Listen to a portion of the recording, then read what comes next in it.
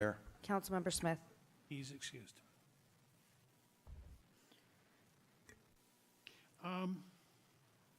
If you will please stand and join me in the Pledge of Allegiance. I pledge allegiance to the flag of the United States of America and to the republic for which it stands, one nation, under God, indivisible, with liberty and justice for all.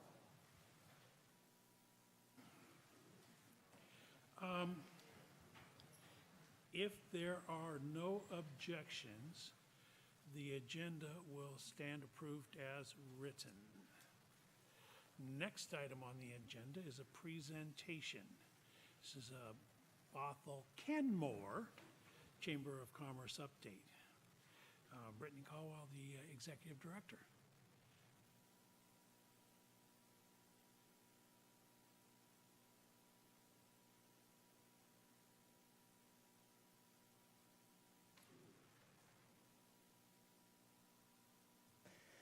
Hello, good evening. My name is Brittany Caldwell. I am the Executive Director of the Bothell Kenmore Chamber of Commerce, and here with me today is Andrea Schaefer, the Chair of our Board of Directors.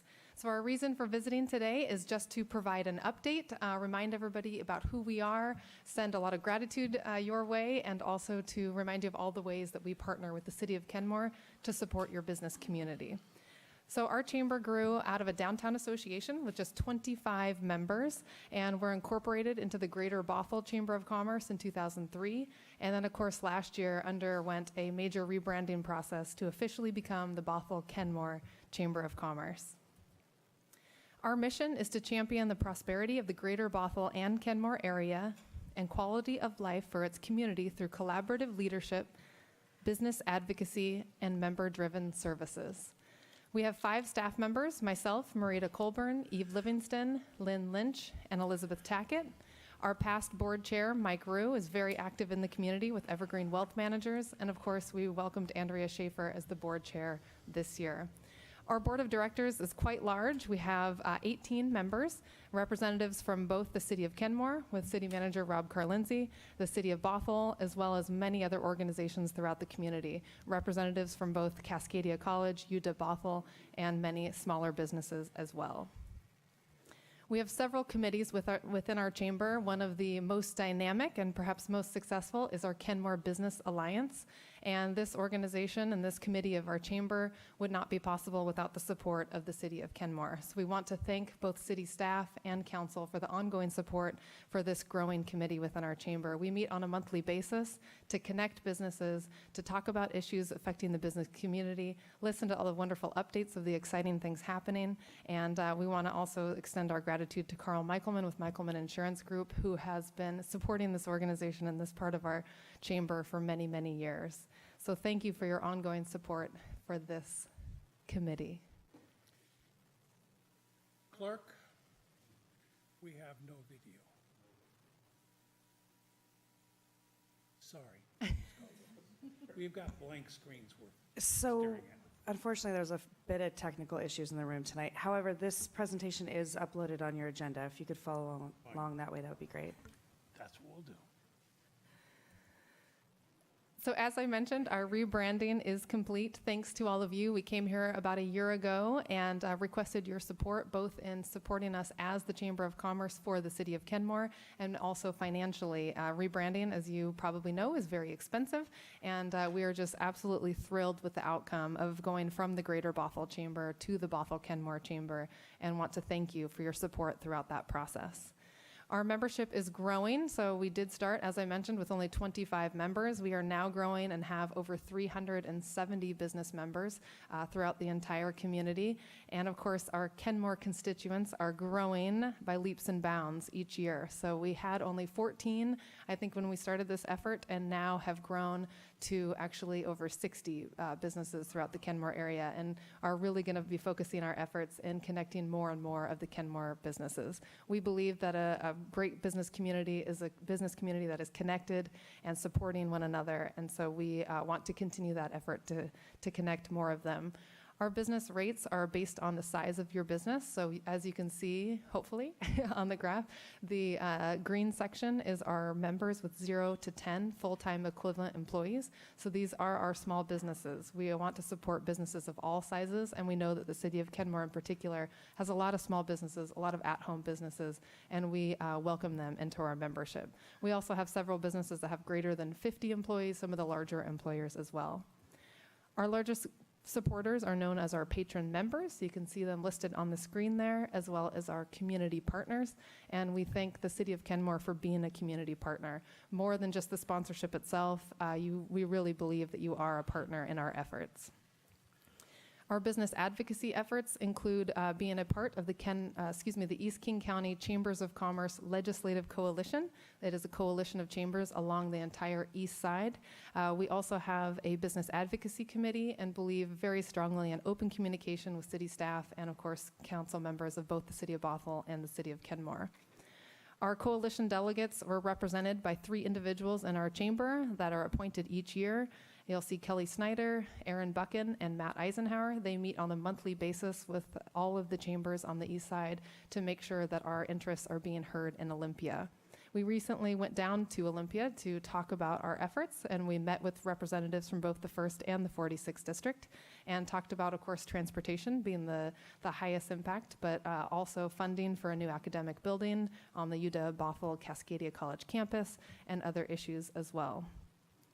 Additional business advocacy efforts include support for projects that bring economic development to our community. So for example, our chamber did support the lodge at St. Edward Park, and we're very excited to continue to be able to support projects like these moving forward.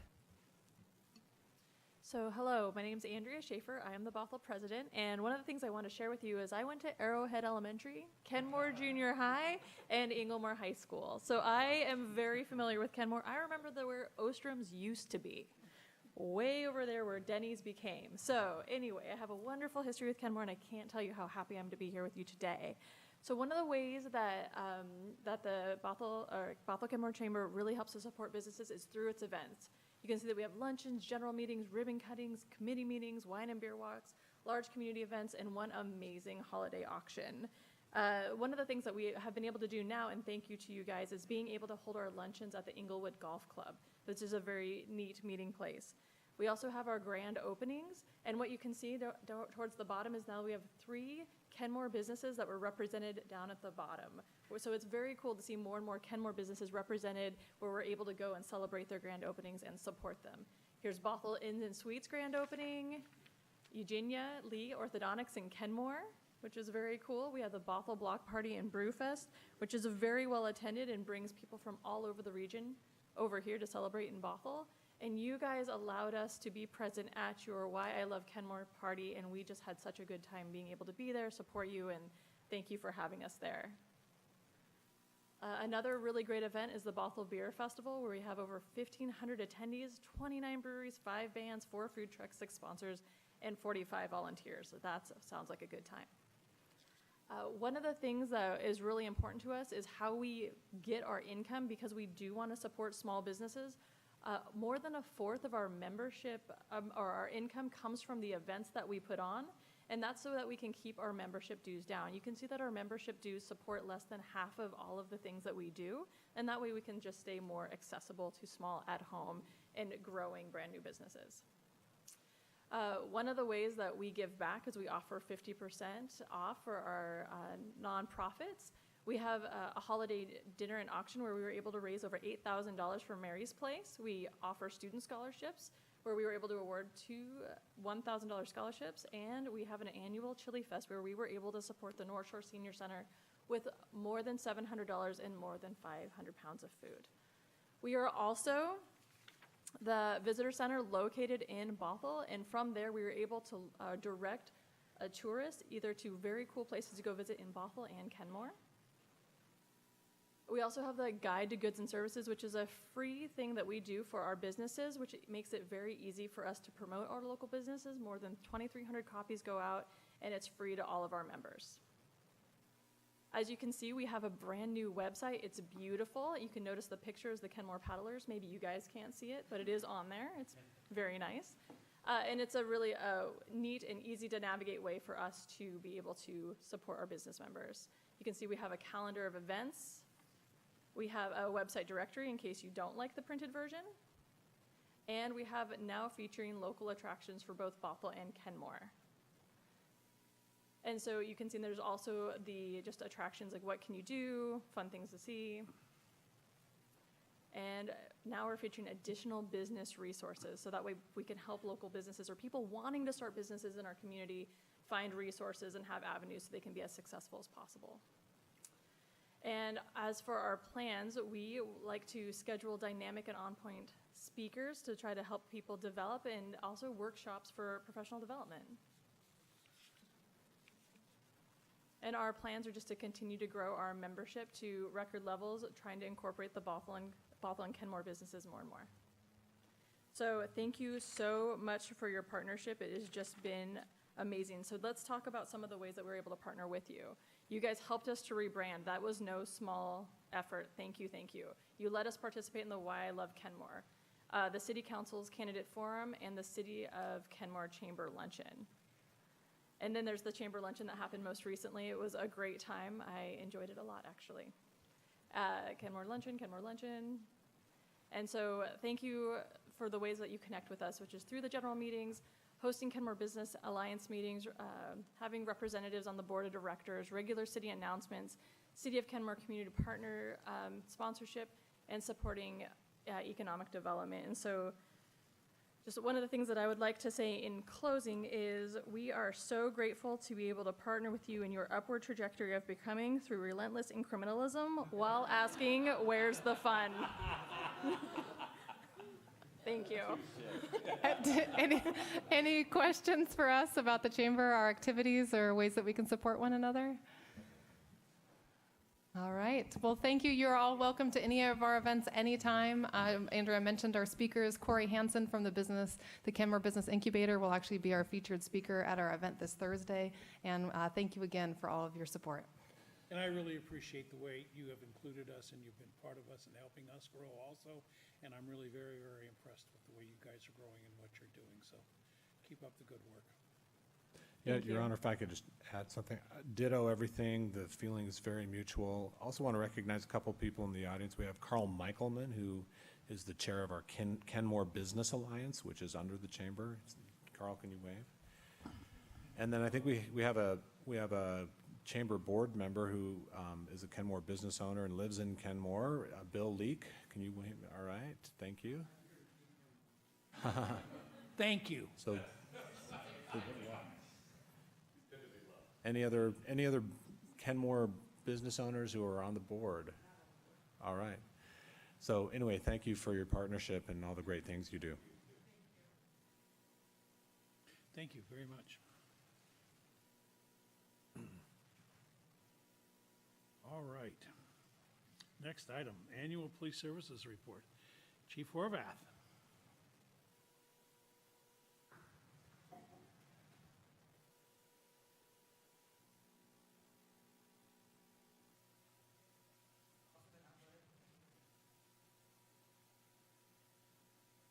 It's nice to see you here in front of us instead of you walking up behind me saying, you know what you've done? Thank you, Mr. Mayor, Council. I'm here to present to you the 2018 Annual Police Services Report and provide you some highlights from last year. My first year with the City of Kenmore PD, first full year, I started last February, so I had 11 months out of the 12. And it was a lot of firsts for me. It was an opportunity for me to have a team that came together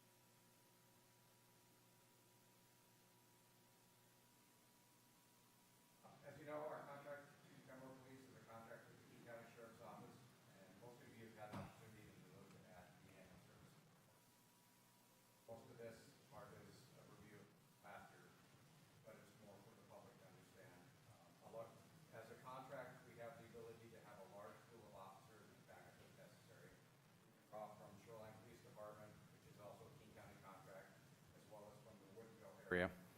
Thank you.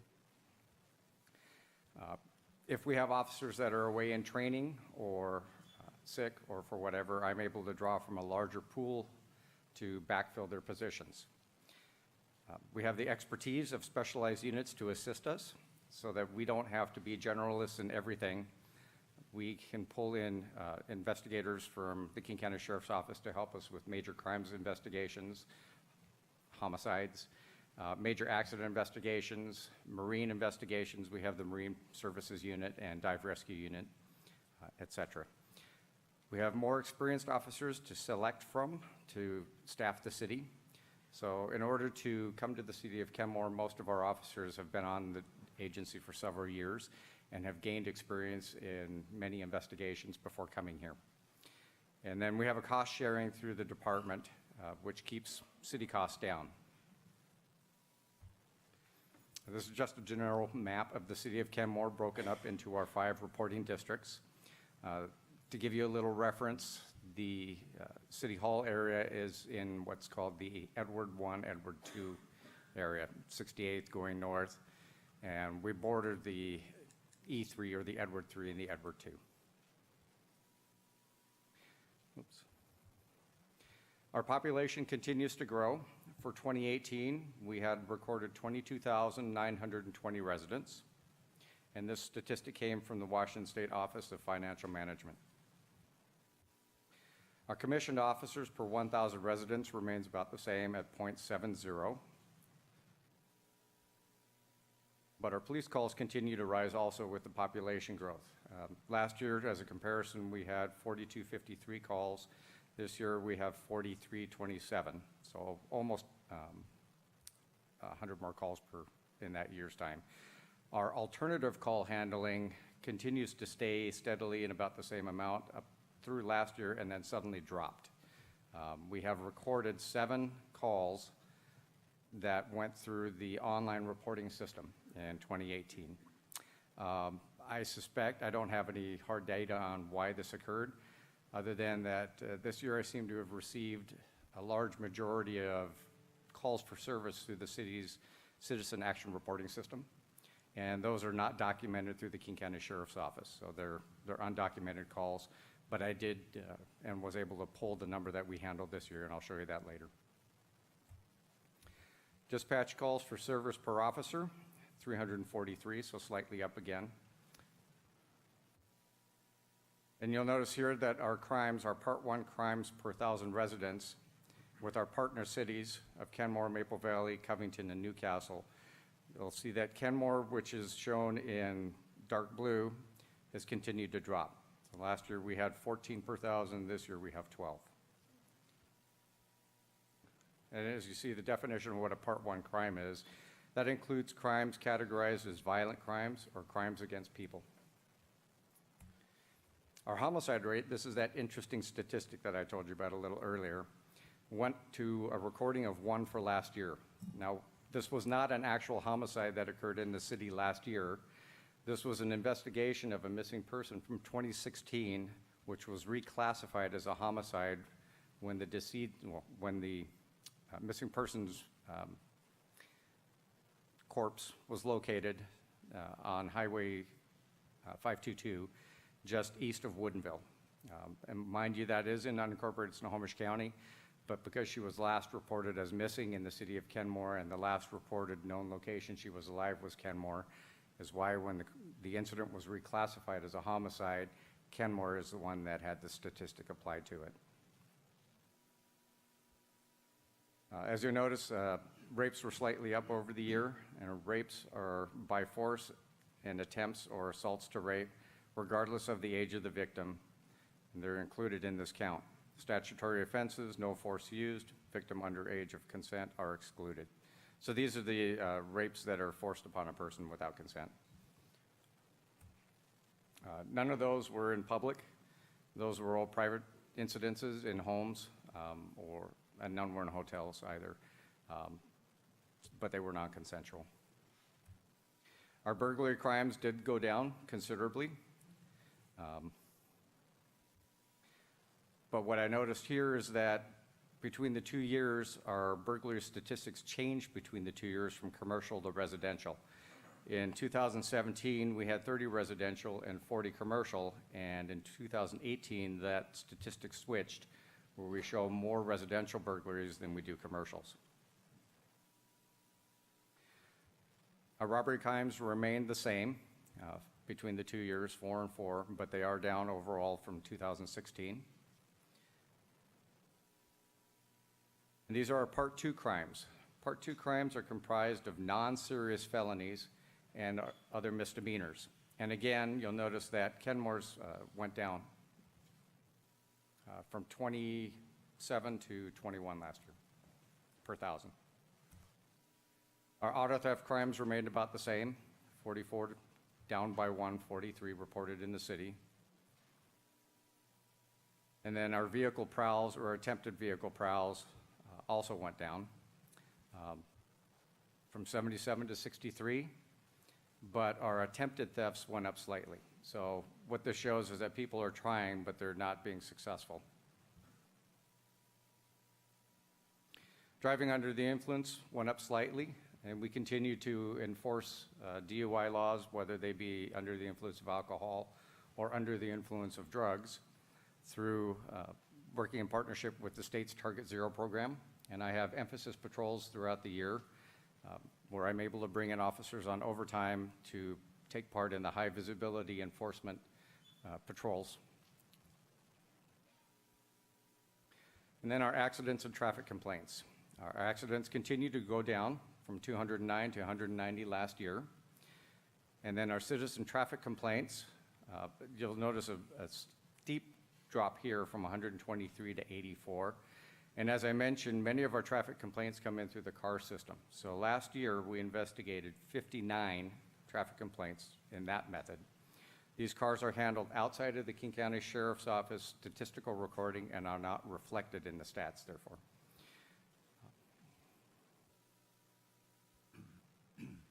Major accident response, as I mentioned, is one of the specialty units that we can draw upon. And I'm happy to say that in 2018, we had none of these calls. The Marine Unit continues to provide service for us in the Kenmore waters and helps us out on the 4th of July and for various special events on the Sammamish Slough and in the lake throughout the year. Guardian 1 is available to us should we need it for any active searches, whether that be for a suspect or for a missing person or a missing child. And a little bit about us. This is Kenmore Police again. Our motor unit, we had a motor unit through the end of the summer, at which point the motorcycle was retired due to age, and we currently do not have a motorcycle in the city, but we do continue to actively perform traffic enforcement. Our school resource officer, we have a school resource officer program with several officers that work at the high school and the middle school on an overtime basis. They also provide the high school DUI crash demonstration for the graduating seniors every year.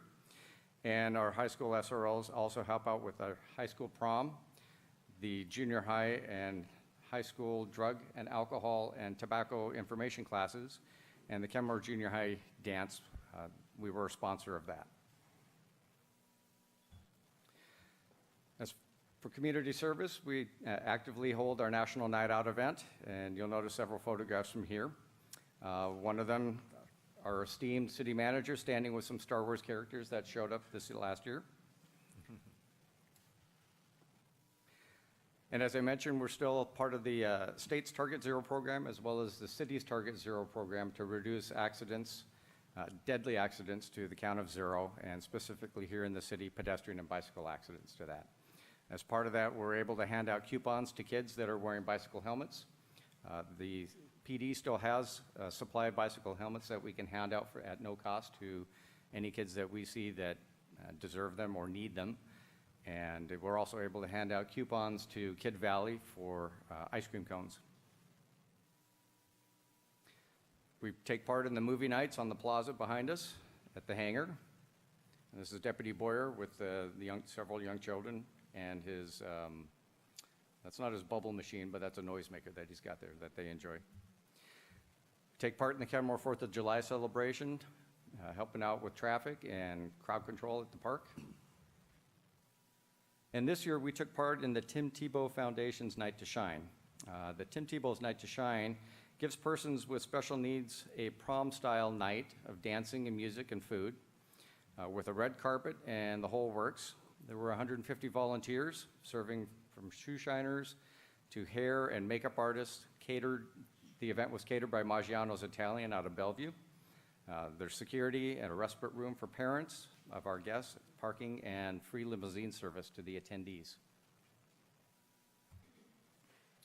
And then I like to add this in any time that I can, and with the snowfall that we had this last year, Snowmageddon Apocalypse 2019. So, do you have any questions? Questions? No, thank you. You're welcome. Thank you, Chief. We really appreciate the job that you and your officers do. Thank you very much. Thank you.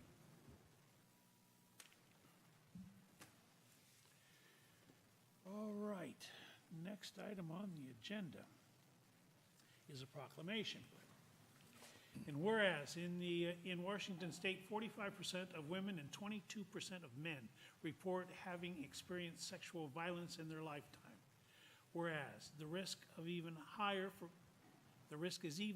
for people of color, refugees, immigrants, LGBTQ, and other marginalized community members. One recent study shows that 94% of Native American women in Seattle report they've been sexually assaulted. And whereas in King County, more than 7,300 adults and children receive specialized assistance from organizations with programming for sexual assault victims in 2018.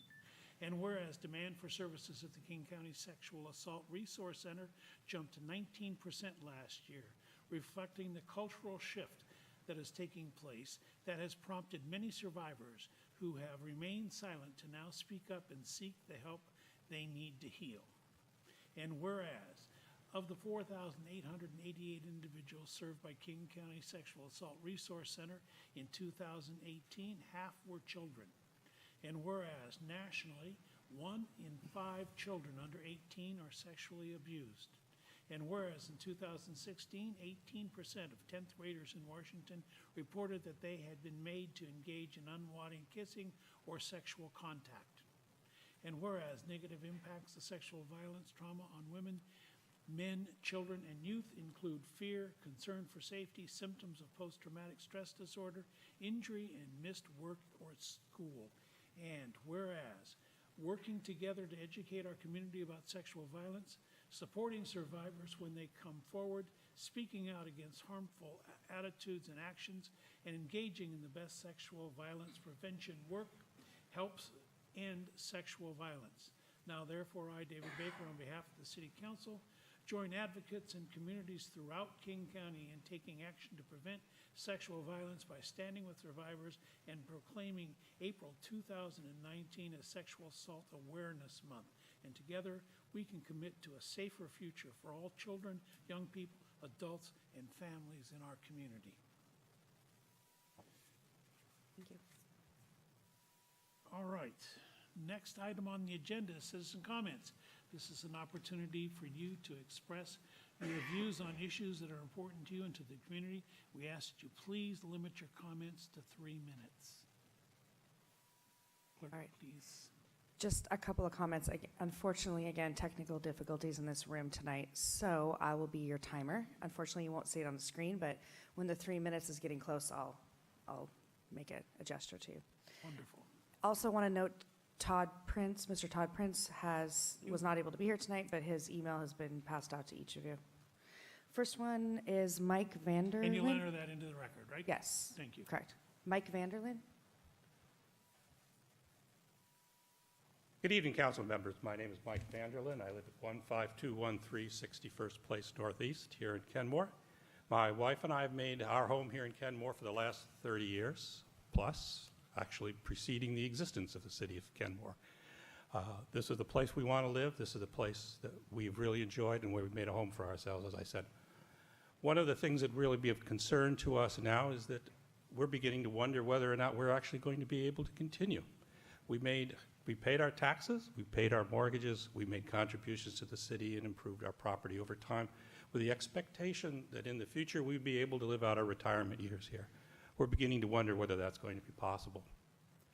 In case you're not aware, there are problems in our neighborhood. I think we've made quite clear to the City Council in a number of communications, both for myself and others, the degree of this. This is deeply concerning to us. I don't know if you can really appreciate what it does when you get to the point where you drive down your street and you're wondering whether this is the day you're going to see those black vans pulling up in front of the house next door, unloading the sound equipment, unloading the bar equipment, unloading the cases of liquor and beer, wondering whether or not when you wake up in the morning, what's your street going to look like this time, wondering whether or not you're going to get to sleep tonight at all. These are problems or concerns for us. We're running to wonder whether this is really this Kenmore that we've always really appreciated and wanted to live in. What are we coming to? It's interesting that after each one of these incidents, we actually began to receive an increase in the number of extremely interesting offers to buy our property. Buy it now, buy it out cash, buy it quick, including when those offers were from the same agencies that negotiated the sale of the house next to us that has initiated this problem from the beginning. This, again, as I say, is a problem. Part of it began to think about, well, maybe this is our fault. Maybe we've got to the point now where the creeping urbanization that we watched coming close to our city is going to happen. Is this the view of the future? Are we being foolish and not taking these offers? Should we be taking that money, cutting and running someplace where the streets are, in fact, walkable and safe, both day and night? Are we being foolish? Is this our fault? That was about the time we began to learn about what some other communities are doing, both nationally and locally. We have a number of cities that have already shared the same problem and have also addressed it through ordinances and through other efforts. Our really intent here is to ask that our City Council take a look at this. Take a look at what other folks have done and help protect us, protect our quality of life that we've enjoyed all these years and hope to continue to improve in the future. We can't do this without you. So please, please take a look at what we've offered up. The ordinance language that we presented is just draft. We're not wedded to any of that. We're at 3 minutes. Thank you. Thank you. Thank you, Mr. Vanderlyn. Linda Terry.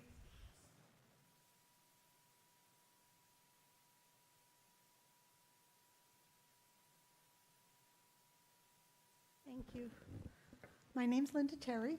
I also live at 15213 Northeast 61st. I'm Mike's wife. But I wanted to speak up for myself. As you know, there have been a very uncomfortable situation with renters in a house very next to us. I've been afraid, and I grew up in New York City. I don't scare easily. And as Mike said, Kenmore is really important to me. I like it here.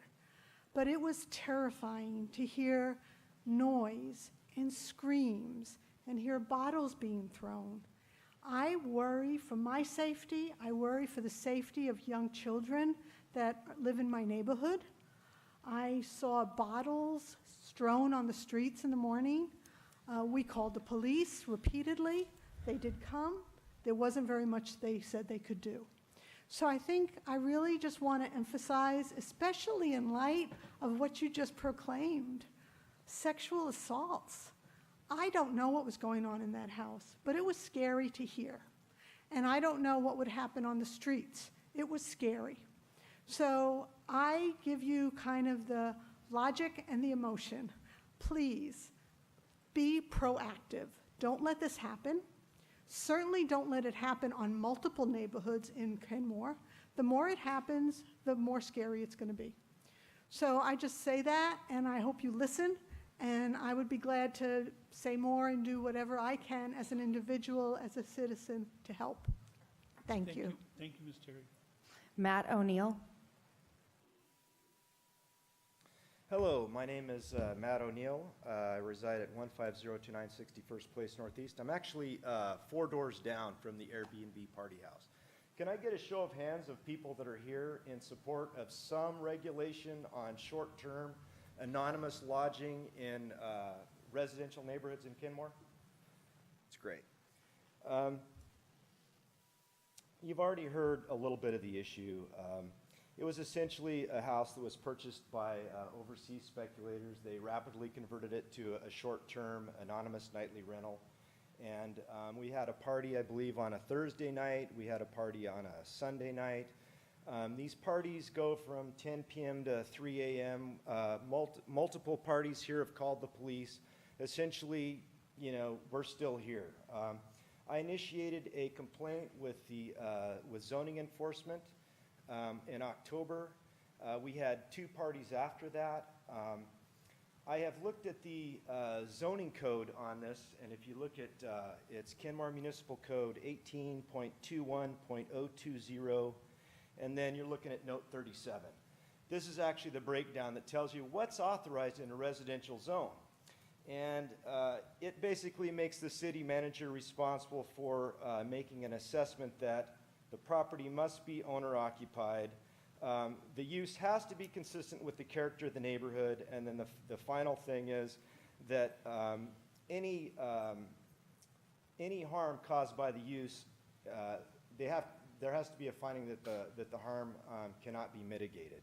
So the code's old. It was written for bed and breakfast, most likely. This city does an incredible amount with not that much, and we appreciate that as taxpayers. If we start allowing our zoning code to be undermined, what's going to happen is we're going to be dotted with virtual hotels, virtual nightclubs, and I don't believe that our police force is equipped to handle it. I just don't.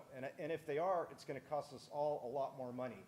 And it's a small minority that are going to benefit financially from this, and it's going to be at the cost of the majority. And I know that I believe in the sharing economy. And I've taken Uber. But the thing is, when you take Uber, at no time does the Uber driver hand over his car keys to a bunch of anonymous kids that are going to drink at a party. And just to give you an idea of the size of these parties, we've had 1,000 feet of street frontage times 2, because both sides of the street. That'll give you an idea. This isn't a normal, these aren't normal parties. So I'm asking you to take a look at the ordinance that we're proposing. I'm asking you to vote yes to preserve the character of our neighborhoods. Vote yes to prevent virtual motels and nightclubs from undermining residential zoning. Vote yes to support affordable housing by limiting the wholesale conversion of long-term housing stock to nightly rentals. Sir, we're at 3 minutes. Okay, thank you. Thank you. Thank you very much, Mr. ONeill, and thank you folks for turning out tonight. Paula Huntington?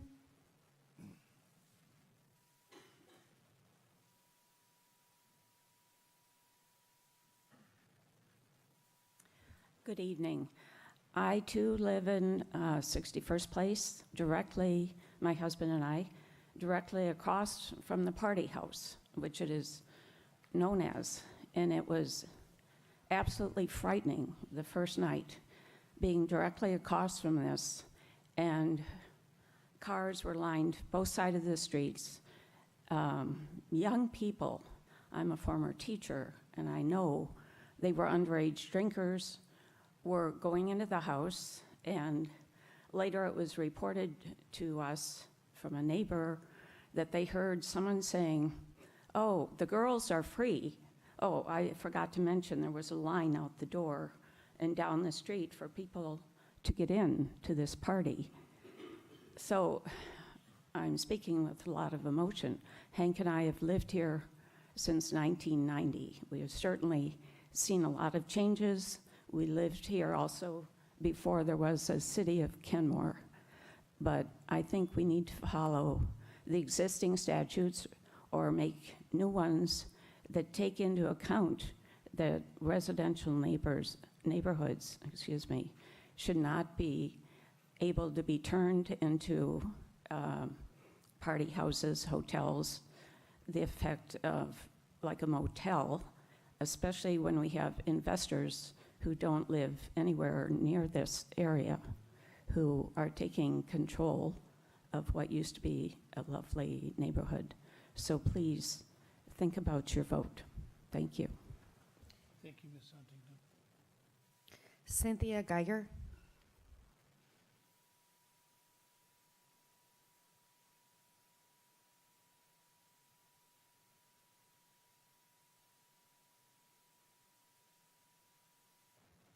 name is Cynthia Geiger. I'm actually a resident of Bothell, and I'm part of the PFLAG group that meets in Bothell. And I feel like I'm a Kenmore resident too, because we have the Bothell Kenmore reporter at our house. I'm not here to talk about any kind of legislation or ordinance that you might have up for vote. We are, as allies of the LGBTQ community, very conscious of what happened in Rhododendron Park. And we want to thank the police department for what they did. They acted immediately and appropriately. We want to emphasize that we, as LGBTQ people, me included, would like to feel safe in our recreational facilities and in the town we live in, and not afraid of what could happen to us because someone doesn't like us. So that's about it. It's not really that complicated. So thank you. Thank you, Ms. Geiger. Nadia Silver.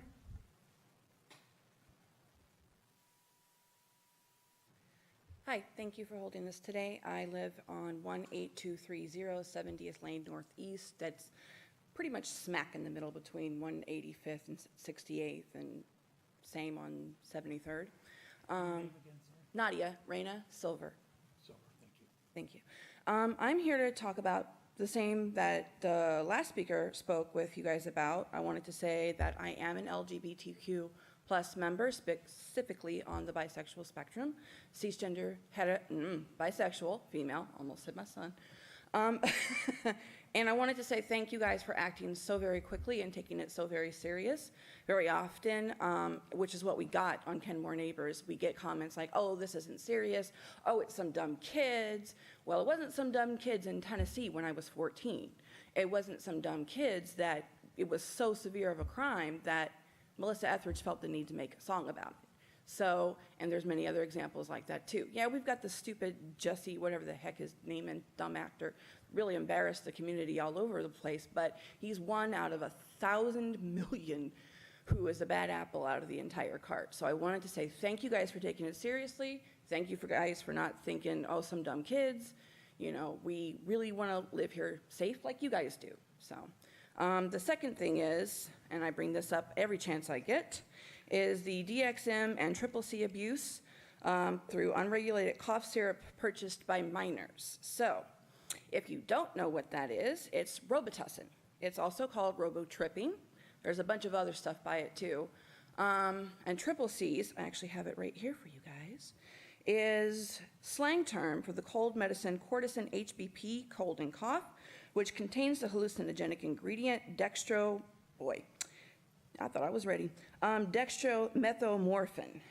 My son was personally affected by this. At the time, we were going through homelessness, and thankfully, we landed in wonderful Kenmore, but I didn't discover the problem until after he'd been abusing for 2 weeks. He's clean now, thank the gods, but because you guys don't have this regulated and underage people can go and buy cough medicine, pretty much at whim, we came from Arizona, where this was regulated, and it is not okay, and someone who is of a drinking age must go and purchase the medicine.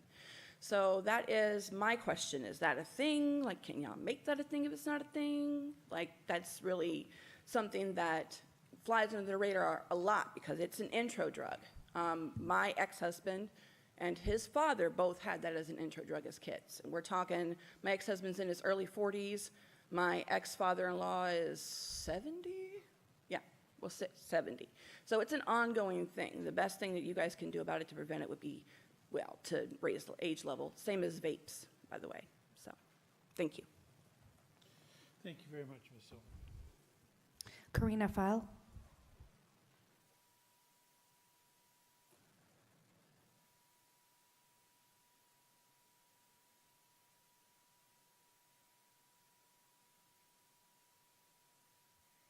Hello, I'm Karina File, a resident of Kenmore, and I'm here to address the hate crime that happened in Kenmore Rhododendron Park our lovely community. But first, I want to thank everybody who came out tonight, who came in to celebrate and take part in our city government, because they could be anywhere else, but they chose to be here tonight. I really appreciate that both the city and our police acted quickly and efficiently, but this does show that we have a lot more work to do. And for the love of Kenmore, bias and hate has no place in our safe and welcoming, accepting community. And it's important for us to engage our lesbian, gay, bisexual, transgender, and queer issues, because it's important that we continue working to foster a culture of acceptance, understanding, and respect for each other. And we can do that within our community when we move beyond the othering we have. And what we had seen displayed in the Kenmore Rhododendron Park was a form of gender privilege. Gender privilege for most straight cisgender persons. A lot of people can move through the community easily, but some cannot. And some face limitations. Some face limitations whether it's being accepted and welcome in your community, or if there's appropriate bathrooms and facilities to use. But it's interesting that Kenmore Rhododendron Park was targeted. This is a place where we've hosted our Kenmore Bothell Pride Picnic 2 years in a row. We didn't have one last year after the special ordinance, but we look forward to working with our city. We look forward to working together to find workable solutions to refresh our Pride Proclamation and update that. I look forward to our city engaging, updating policies with gender expression and gender identity where it is not, and where it is excluded. And together we hope to work together with the city to possibly really celebrate Pride this June. And it's not just a week, it is a month of pride, of recognition. It is a culture that for years we have either been placed into the dark, unwelcome in businesses, places of education, housing. There are numerous differences.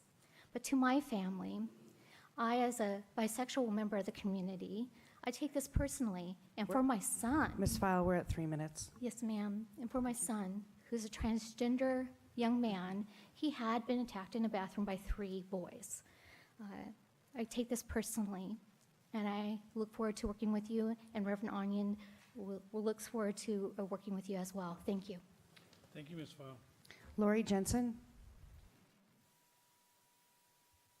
Hi, I wanted to speak on behalf of affordable housing for seniors, and I want to thank most of you here have taken some part in supporting us in the mobile home parks here in Kenmore. As you all are aware, we have a senior crisis right now with, people even, middle income seniors are having a hard time, even that own their own homes and own their land, paying their house payments with taxes. In our mobile home situation that thankfully you guys have helped to preserve for us on the water over here, is awesome. However, everyone talks about, the rental cap is against the law, and I understand that in a regular apartment, renting a house, an apartment, many of our mobile home parks have been run by mom and pop type families that actually know their tenants and actually have some kind of concern in making their homes affordable. Though our park looks like it's going to be preserved, most of us are going to have to leave within a year or two. If many people now, the rents go up approximately $100 a year. Most of us, you've got many seniors that have been there for 27 years. I'm fortunate in the fact I'm still working, but do I quit work? It has gone way above anything else. So we're at a point now where affordable housing means 1/3 of a senior's set income. We would be happy at 50%. Most of us are getting close to 100% of our income. And so we're hoping that we can get more support from you when we bring this all together as an incentives and working with at least, our park is different from other parks. We pay much more rent than most parks do. And I would hope that providing affordable homes really does, because we will probably be those people parked in the streets. I mean, many of us can try to sell and move, but we bought these places and renovated these places to live in for the rest of our lives, to retire in. And none of us, I would say maybe 1%, 2% are left that know they can stay there because of the rent being so high. And to give you an idea, little single wides up against 175th Street with no lot. There's no overhead for our owners. We're at 3 minutes. Thank you. Time's up? Yes. Okay. Anyway, please keep supporting us, and remember what affordable housing is. It's what you can pay. I mean, as a senior, they're on set incomes, and they are going to have nowhere to go. Some of us will, but most of them won't. So please keep that in mind, and thank you. Thank you, Ms. Jensen. Mayor, there's nobody else signed up. Anybody else wishing to be heard? Anybody else? Thank you all for your comments tonight. Mr. Vanderlyn, Ms. Terry, Mr. O'Neill, and Ms. Huntington, thank you for your comments. We're aware of the situation, and I think there's a couple of suggestions tonight at the end of the meeting when we go around the council to see what can be done. Ms. Geiger, Ms. Silver, and Ms. File, thank you all for your comments. We were appalled by what happened in the park, and we acted on it immediately, and we will continue to do so. This is not something we'll tolerate in our community. Our community is inclusive and welcoming for everybody, and we will not stand for that type of graffiti and those actions to happen again. Ms. Jensen, thank you very much for your comments on affordable housing. It's something that's very near and dear to us. We're all very, very concerned. But as I have said before, rent control is a state issue that has to be taken up by the state. There is nothing the city can do. And I urge you to contact your state legislatures and see if we can't get some movement on that. Thank you all for coming out tonight. And with that, the next item on the agenda is Third Amendment to amended interlocal agreement concerning the governing of, the consent agenda. Is there a motion to approve? So moved. And I'll second. Any discussion? Hearing none. All those in favor say aye. Aye. Opposed? Consent agenda stands approved unanimously with the 5 of us present. Mayor, All right. Yes. is your microphone on? Yes, Okay, just wanted to be sure. it's there. Okay, thank you. Lights on. Thank you. All right, now, next item on the agenda, business agenda, Third Amendment to amended interlocal agreement concerning the governing of the Northwest Park and Recreation Service Area by approving a one-time facility repair contribution to the North Shore Senior Center. Mr. Carlinzy, you appeared. Yes, thank you, Your Honor, Just and like City that. Council. With Brooke Knight, our Chief Executive Director of the North Shore Senior Center. Good evening. Yes. Good to see you again. Yeah, I'm Rob Carlinzy, City Manager for Kenmore, and with me is Brooke Knight, who's the Executive Director of North Shore Senior Center. In front of you is a proposed amendment to the interlocal agreement we have that governs the North Shore Park and Recreation Service Area. And in particular, tonight, we're requesting that you consider a one-time facility repair contribution of $6,646. That amount is does trigger an interlocal amendment for the North Shore Park and Recreation Service Area. Just to give you a little bit of background, this North Shore Park and Recreation Service Area has existed for quite some time, since the 90s, when the new senior center buildings in Bothell were built. Those buildings serve the greater North Shore area, and this particular Park and Recreation District boundaries are the same boundaries as the school district. And the Park and Recreation Service Area, or the district, has a board of directors, and I think Councilmember Marshall, you're representing Kenmore on that board of directors. But it is just administrative in nature, and the district actually contracts with a nonprofit, not North Shore Senior Center, to actually provide the programming there. The Senior Center, the nonprofit, has done a good job of taking care of basic building maintenance needs, but there are capital needs that the building needs that need to be addressed, and there's some immediate emerging needs that need to be addressed as well. And those are outlined in your packet. But if you use the proportionate share that is allocated to the city of Kenmore, our share of those emergency needs are $6,646. Any discussion, any questions? Councilmember Shrubnik? Thanks for coming, and thanks for the report. I don't have any problem with supporting the emergency fund. I guess my question is more toward the future. There's a long list of things that are going to need to be paid for, and do you have any sense of clarity between what's going to be the senior center responsibility compared to the NPRSA, what might be coming to cities? It's a little, I'm just not quite clear about that piece. Yeah, it talks about that a little bit in the council bill. So the city of Bothell is kind of taking the lead on this right now, because their council member chairs the board, I believe. Correct me if that. Yeah, and so the city manager, Jennifer Phillips of Bothell, has done a good job kind of coordinating this effort. She's actually hiring a graduate student to take a look at funding options, and they're also getting pro bono legal advice on how to fund the longer term needs of the facilities, including maintenance.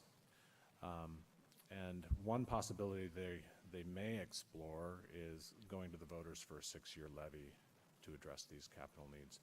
The bonds that paid for the construction of the buildings are about to be paid off in a couple of years from now, and so it might be an okay time to go back to the voters for continued capital needs. Any other questions? Okay, the chair will entertain a motion to approve the third amendment to the amended interlocal agreement between King County, Snohomish County, City of Bothell, City of Kenmore, and City of Woodinville concerning the governing of the North Shore Park and Recreation Area by approving a one-time facility repair contribution of $6,646. Is there a motion? So moved. Second. Moved and seconded. Any further discussion? Hearing none, clerk, please take the roll. Councilmember Curtis? Yes. Councilmember Marshall? And I'm recusing myself after consultation with the city attorney, because I sit on the board of the NPRSA. Councilmember Shrubnik? Yes. Mayor Baker? Yes. Deputy Mayor Herbig? Yes. Passed. Motion passes unanimously. All right, next item on the agenda is a public hearing. Ordinance number 19-0481 relating to the city's manufactured housing communities, Kenmore Municipal Code amendments. Ms. Bent, Community Development Director, and Ms. Anderson, Principal Planner.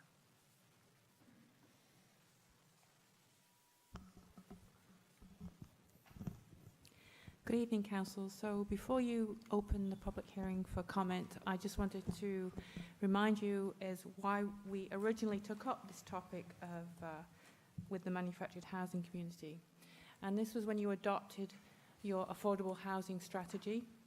and a top goal in that strategy was to examine preservation of existing affordable housing, and particularly looking at the manufactured housing communities, which provide a lot of housing, affordable housing. So that's sort of the context for why we've ended up here tonight. I know we've been looking at this topic over the last 18 months with the Planning Commission, who provided you their recommendation, and you've since provided direction, which is reflected in the ordinance tonight. So I'd like to turn it over to Laurie to give a brief staff report and context for the ordinance before you tonight. Good evening, Mayor Baker and council members. So as the mayor stated, tonight is the public hearing on ordinance 190481. These are the municipal code amendments related to the manufactured housing communities. The amendments create a new zoning district, MHC, for manufactured housing community, and apply it to the city's existing mobile home parks. The amendments limit the uses allowable on the MHC properties, but also provide a safety valve in cases where the landowner can demonstrate that there is no reasonable use of the property and the allowed uses are not economically viable. The new rules set up a transfer of density credit. We've sometimes called it TDR, transfer of development rights process, for the landowner who could sell lost density to other properties, and require that in the event of future redevelopment, a relocation plan be prepared and reviewed by the city before any notice of closure is given. The amendments provide a new option for developers on other sites who have affordable housing requirements and could satisfy those requirements through contributions to the preservation of existing affordable housing, including the manufactured housing communities. At the meeting on March 11th, when you first considered the amendments, a number of questions were asked, and so I wanted to briefly touch on those for you. The first one had to do with whether or not a requirement restricting rent increases in the MHC community, or the MHC, could be imposed if a landowner chose to take advantage of the transfer of density credit opportunity.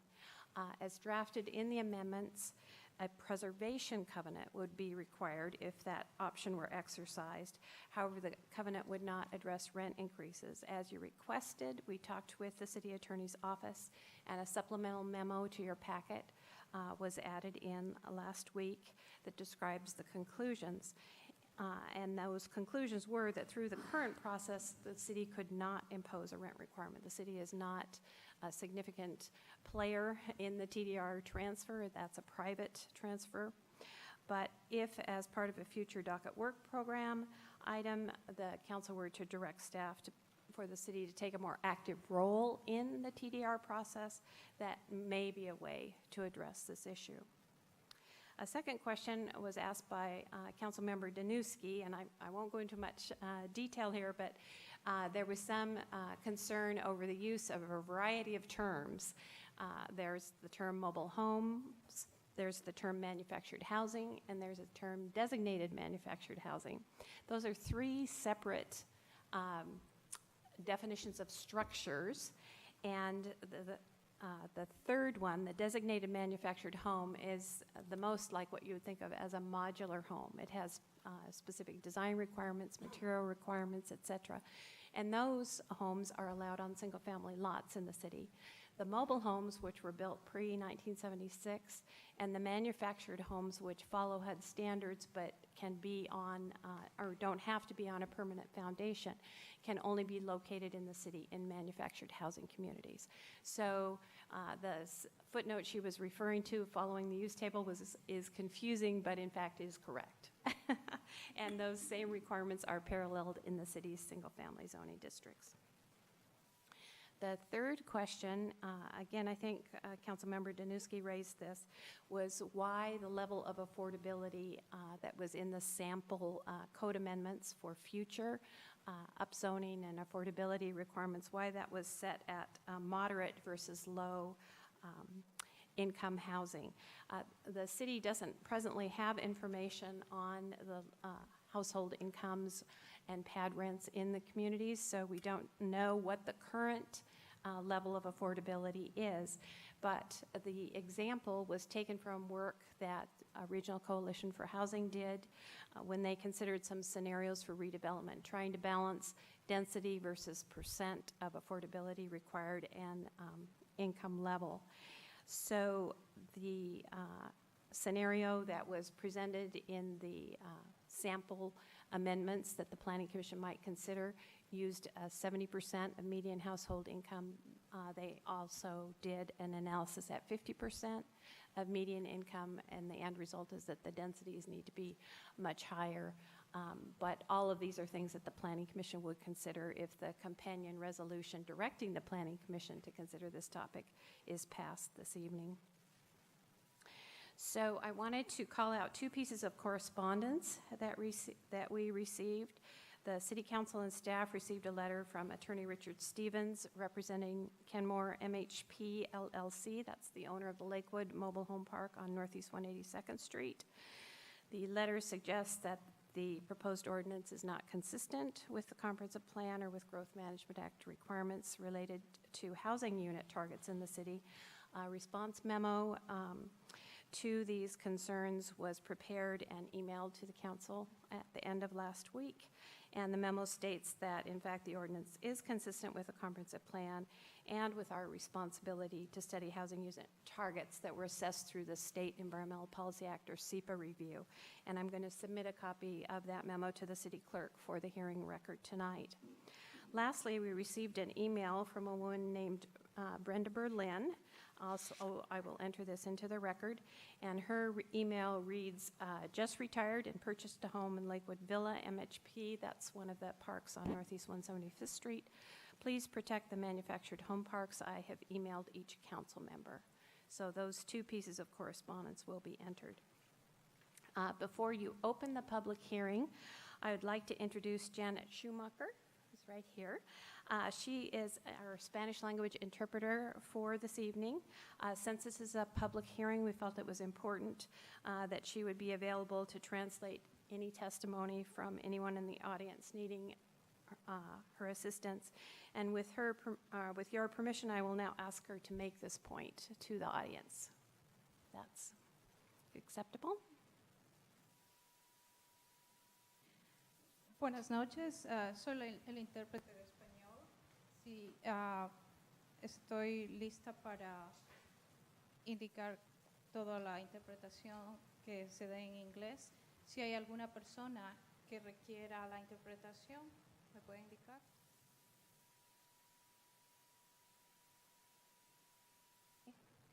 So we may not have anyone in the audience at this point who needs interpretation, but Janet is available if that should be the case. So that concludes my presentation, and I'm sure after the public hearing will have additional questions for me. Wonderful. So I declare the public hearing open for ordinance number 19-0481 relating to the city's manufactured housing and community manufactured housing communities municipal code amendments. So that hearing is now open. The clerk, please call the first person. So you'll have 5 minutes for a public hearing, and again, I'll waive when that 5 minutes is up. Stacey Valenzuela. Hi, thank you again for including us. I wanted to quote a few things from the Regional Affordable Housing 5-Year Action Plan. Please state your name. Stacey Valenzuela. And city of residence is enough. I'm in Kenmore. So our Mayor Baker was part of the committee, and several of us from the mobile home parks also attended these meetings. What I wanted to quote is that, one, when low-income families spend more than 30% of their income for housing, they are cost-burdened and struggle to afford other basic needs, which include their food, transportation, their medicines, and childcare. Two, the need for new affordable housing is greatest in the households that are earning 30% or less of the AMI, which the existing need is $73,000. Number three, Over the last decade, King County has lost a net average of 5,500 homes per year that were affordable housing. The City Council preservation of the mobile home park zones, especially the 2, 55 and older, and 10 years for the other 4 parks, is a step in the right direction, and we appreciate it so much. But preserving all 6 parks as mobile home park zoning would even be better.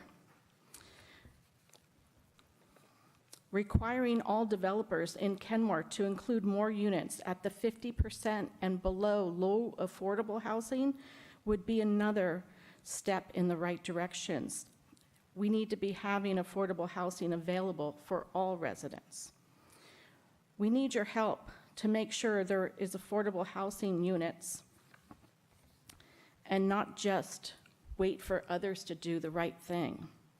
We need your help to prevent the greedy slumlord tactics from at least one of our mobile home parks and keep our seniors, vets, disabled in their homes and keep them affordable. The question in regards to the TDR was actually in regards to payment in lieu, and if the city could make that some kind of agreement that the park property owners would not receive payments in lieu unless they were keeping the homes affordable. I just wanted to clarify that as well. We also need you to be a part of the solution and to help us so that we can stay in our homes and that seniors can age in place. We appreciate your time. Thank you.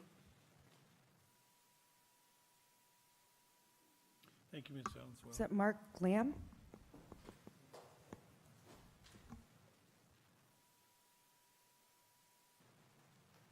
Good evening, Mayor and Council. Thank you for your time tonight. My name is Mark Lamb, and I represent the owner of the Lakewood Mobile Home Park.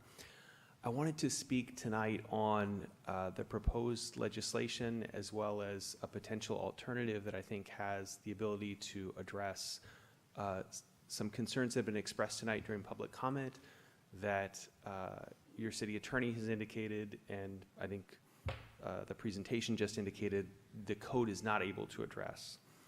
So one of the first speakers that we heard tonight said that the real issue of affordability is in rent, is in what you can afford to pay.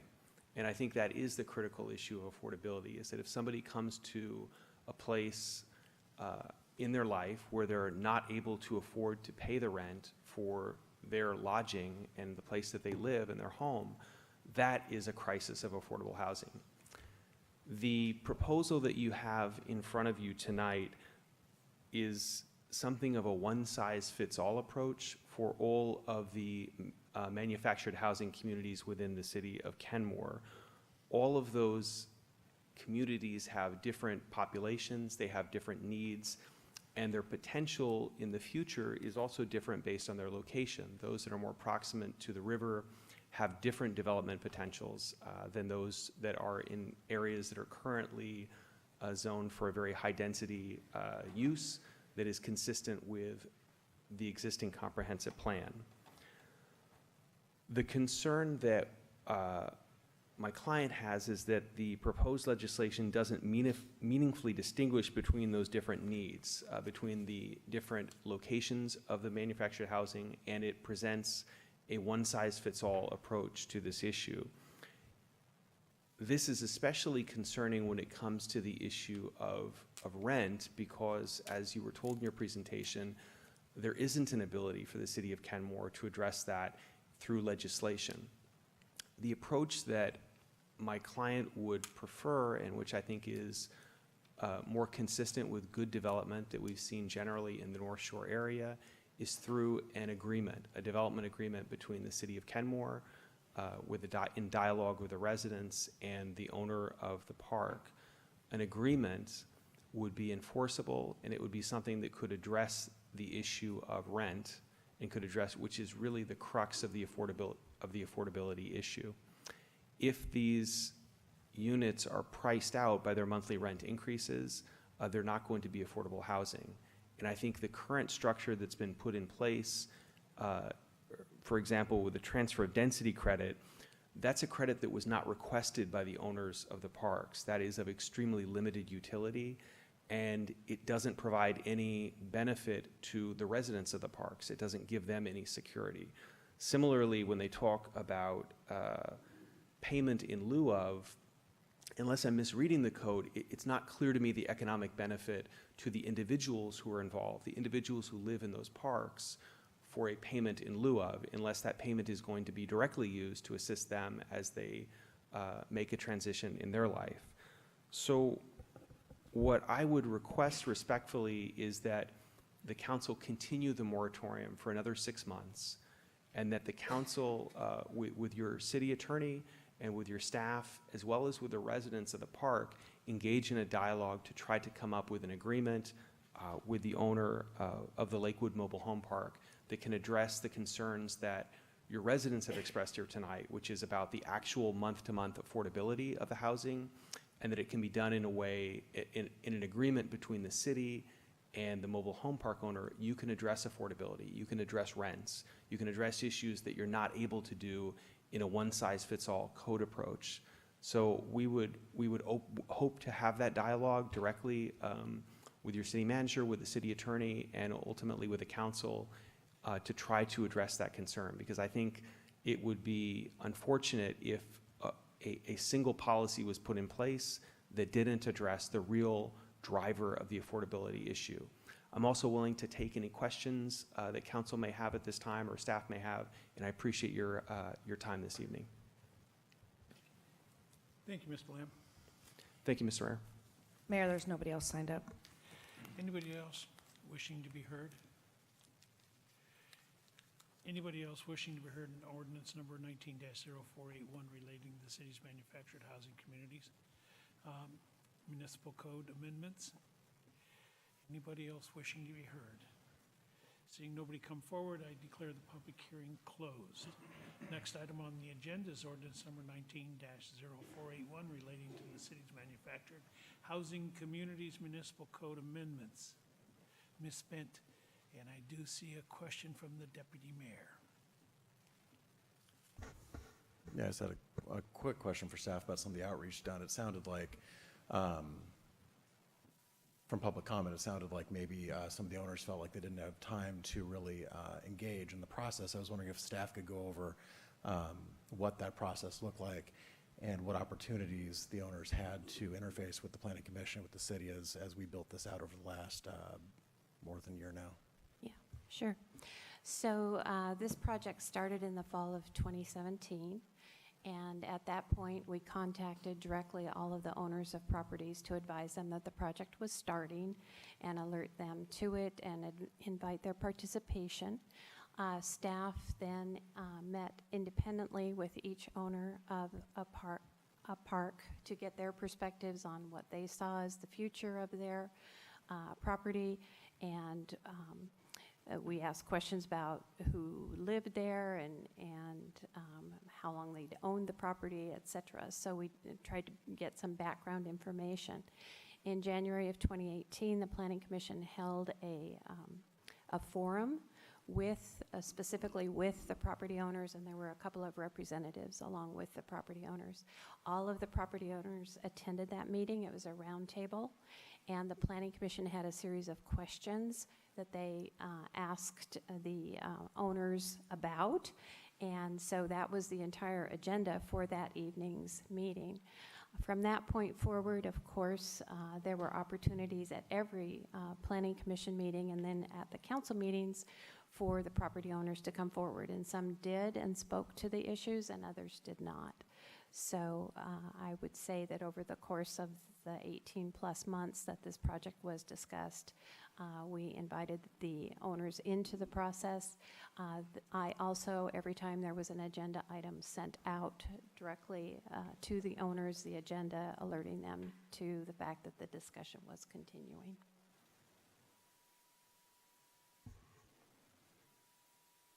Councilmember Shrevenick? Yeah, just another clarification. Thank you. And that is that this is one component of how we want to move forward, this, that there's a companion resolution that actually clarifies that the parks north of Bothell Way are actually treated differently based on the underlying zoning and the development potential than the parks south, which was one of the comments that I think was made. And then the other, I guess, is just, maybe it's obvious, but I mean, it's, just to say it, I mean, I think it's up to the park owners to establish the rent. So they are certainly welcome, and we would welcome them to keep those as affordable as possible. So just to want to make sure that we're all on the same page with that. So That's those are correct. the 2 points. Yeah. You're correct. Okay. I guess my concern has always been on the tenant side, the rents and the ability for them to be able to stay. And if the owners did find it necessary to redevelop or to whatever, I wanted to make sure that the residents of the park had the most assistance possible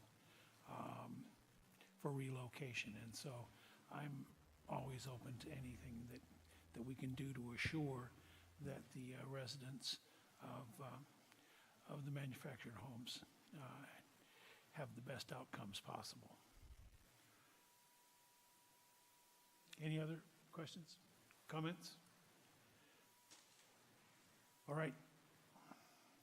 If there are no further questions, the chair will entertain a motion to adopt ordinance number 19-0481 relating to city's manufactured housing communities and municipal code amendments.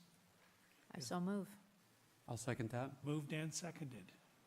Is there any further discussion? Deputy Mayor. As I said before, and I just want to reiterate before this vote, I want to thank staff and I want to thank the Planning Commission for all the work that's gone into this. This was not an easy lift at all. I attended a couple of the Planning Commission meetings and saw how they had to really deal with the public in a really meaningful and engaged way that I think is a model for community and for gathering community input, and I thought it was very meaningful, and I appreciate that. As I've stated at previous meetings, though, I am kind of unhappy with where we landed, treating some parks in a different way than other parks. And so while I appreciate the protections that our residents down on 175th will be getting, I think it's unfortunate that we have cut other communities out from those same protections. So for that reason, I'll be voting against the ordinance. Councilmember Marshall? And I too remain concerned about a disparate impact upon our Spanish-speaking neighbors. Councilmember Curtis? I would just like to comment that this has been a long process. I think there's been a lot of public support, been well thought out. It was a really tough and emotional and complex set of issues. There probably is no solution that will be perfect for everybody, but I'm happy with the middle ground that we've ended up at. And sometimes compromise is what's needed to move things forward. So I feel that we've gone through a good process. We've listened to everybody. We've listened to the mobile home parks, the people that live in those parks. We've got all the input we possibly could. And so I honestly didn't think there was a solution to this problem. And so we ended up in a way better place than I thought we were going to. So I will be supporting this. Councilmember Marshall? And I also should have added, I appreciate the continuing effort and the massive effort the staff has already made in outreach and trying to get everybody in as much as possible. Mr. Mayor, I have a quick question. Certainly. We are missing two of our body today, and this is an issue that we've had repeatedly on this particular thing. I would really hate to come to a final decision without input from council members Smith and Danuski. I know Councilmember Danuski had some strong feelings about a couple of issues, and my issues are still very concerned with the residents of the park. If there's the slightest crack and the slightest possibility that we can provide a better outcome for the residents, then I certainly am in favor of that.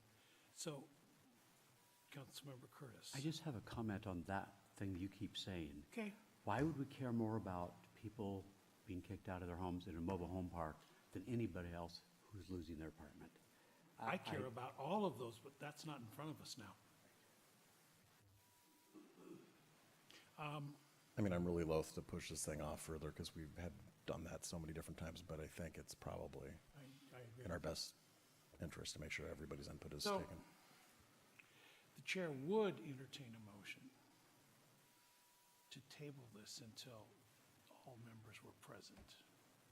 I know there are people in the audience that are concerned, but I think it might be in the best interest of everybody if we could table this. Does anybody want to make that motion, city manager? You can't make the motion, but there's the comment. I move that, no, I'm just kidding. I think your next opportunity to get all 7 of you, or close to all 7 of you, would be April 15th, Monday, April 15th. Next day. So, if there is a motion to table until April 15th, so be it. If not, we'll move forward. Move to table the motion to April 15th. I'll second the motion. Moved and seconded. Check my quick cheat sheet here. No debatable, no amendable. That's in a simple majority vote. All those in favor of tabling this until April 15th, say aye. Aye. Opposed? Nay. Let's do a roll call, please. Okay. Councilmember Marshall, This is in favor of tabling. tabling to April 15th. Yes. Councilmember Shrubnik, No. Deputy Mayor Herbig, Yes. Mayor Baker, Yes. Councilmember Curtis, No. 3-2. April 15th. All right. Next item on the agenda. Does that make the next item moot? I'll let Ms. Anderson. I don't think it makes it moot. I would assume, though, that you'd also want to table action on the resolution as you've already tabled Great. action You on the want to ordinance. table, then, is there a motion to table resolution number 19-319 So until moved. April 15th? So moved. Second. Moved and seconded. Let's try this again. All those in favor say aye. Aye. Opposed? So I got 4 ayes and 1 no. Councilmember Shrubnik is a no. Shrubnik, Okay. Councilmember Shrubnik is the no. All right, next item on the agenda. Okay. Now, does this one also? No, this one you should really think about. Okay, fine. Oh, yes, ordinance number 19-0482, possible continuation of the mobile home park redevelopment moratorium. Correct. So as you know, this moratorium was put in place in November of 2017, and that prohibits the filing and acceptance of applications for development permits relating to the mobile home parks, except applications for repair, maintenance, or other applications necessary for public health and safety, as determined by the Development Services Director.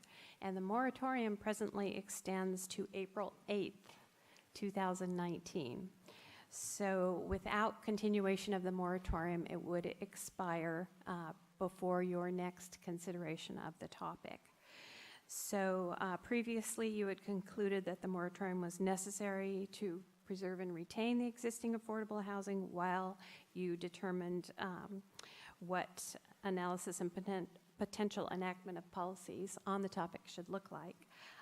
This moratorium extension, and in this case it's for a period of 3 months, would give the City Council and staff time to finalize the amendments related to the manufactured housing communities. So you need to hold a public hearing before extending the moratorium, and then you could adopt further findings justifying the moratorium, but city staff does not recommend either revising the findings or adopting additional findings.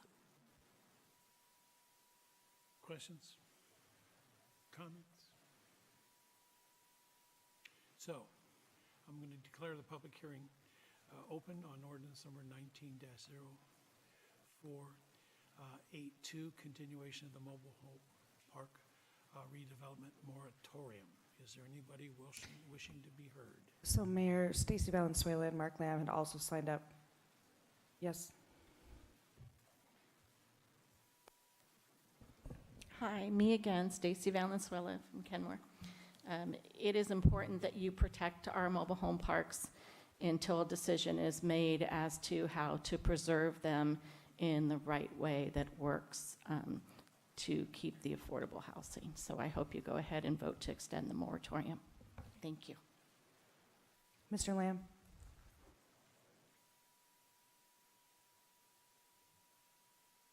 I would just reiterate what I said in my earlier testimony, that we support an extension of the moratorium. I would hope that council and staff would use that as an opportunity to engage in dialogue on a specific interlocal agreement in addition to the legislation that's under consideration.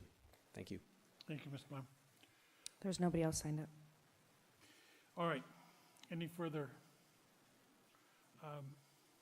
discussion, questions? If not, Chair will entertain a motion to adopt ordinance number 19-0482 to extend moratorium prohibiting the filing and acceptance of applications for development permits relating to mobile home parks to and through June 30th, 2019. I so move. Second. Moved and seconded. I don't know why I have just called for a voice vote. Take the roll, please. I know, I like doing it. So. Councilmember Marshall? Yes. Deputy Mayor Herbig? Yes. Mayor Baker? Yes. Councilmember Shrevenick? Yes. Councilmember Curtis? Yes. Passed. All right. Next item on the agenda, receive and file December 2018 financial report for the city of Kenmore. And just a little clarification on that, since that was an ordinance that we were going to vote on, and I know two of you had already said no. Because it's an ordinance, it needed 4 votes. And since there's only 5 of us here, we did not have 4 votes to pass it, so it wouldn't have been legal anyway, according to the city attorney.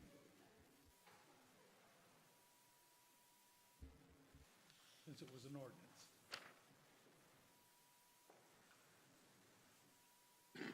No, it has to be 4, which is just a majority. Or you can't do it on an ordinance. Right.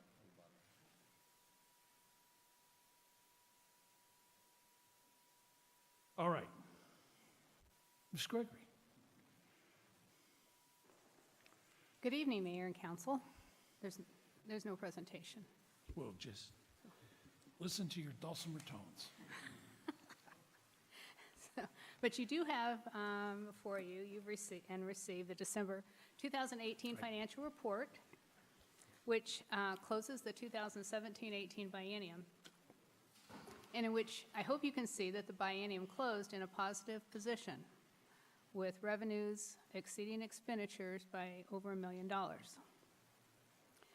There are still a couple of interfund transfers to be finalized and recorded that will increase the surplus by about another $200,000, and the final outcome will be that total revenues will be right at or slightly less than budgeted revenues, but total expenditures will be about $1.3 million less than the budget.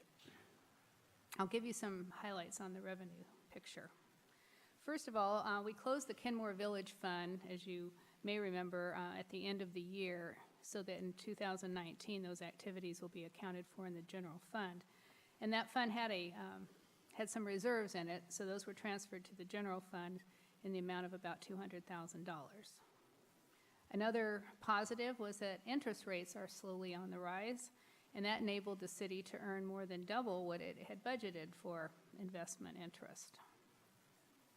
Also, retail sales taxes continue to improve, and I'm sure there is some positive impact from internet sales taxation now in effect.